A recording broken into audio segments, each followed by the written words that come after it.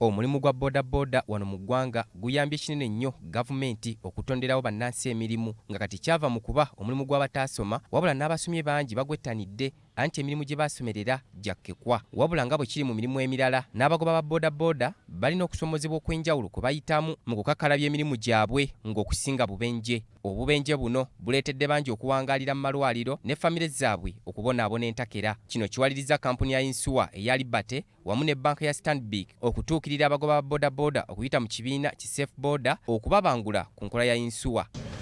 So we see this not just as a tactical situation to address a short-term need, but it's about creating that reality and context for Ugandans. And actually, there are solutions that are present, that are being formed, that are being created, that are intended to enable you to have better peace of mind, give you better flexibility on the financial choices. Labani Mutebi okuva mu Stanbic Bank agamba nti ng'oggyeko okuyamba abafunye akabenje Yinsuwa eyamba n'abo mu maka ago singa gwe nnyinimu oba tokyasobola kugenda ku luguudo kunoonya kyakulya. Innovation that has happened around simplifying the claims process is actually exceptional.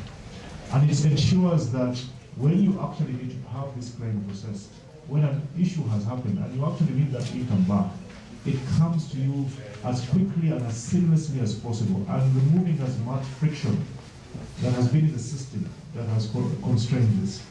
And we make our passengers safer. I think the issue is not claiming. The issue is that in the event that you have an unfortunate case, then we can be there to make sure that you're up faster than it would be. But what we're looking at is the safety and making sure that the things you are insuring don't happen. And that can only be through awareness, through education, through enforcement. Abakulu mu kampuni ya Safe Boda bagamba nti nga kampuni yaabwe nabo bakola kinene nnyo okukwasizaako abagoba boda abakola nabo singa baba bafunye obuzibu. Ate ye amyuka akulira entambula y'ebidduka ku nguudo wano mu Kampala asebya abagoba ba boda okufaayo okubeera n'ebisaanyizo by'oku luguudo okwewala okubataataaganya nga bali ku kkubo. We need to work together so that you request for that hairnet and a helmet for your own safety as a passenger, for they have been trained and they know it. Now, to the insurance part, when you select a plus trip, for those that have used the Safe Boda app, you will find that there is a plus trip and a saver trip.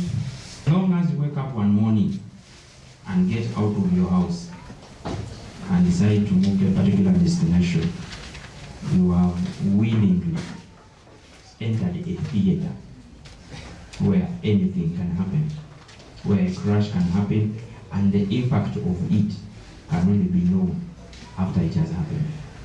Titus Jemba, BBS Terefayina, Ageesigika.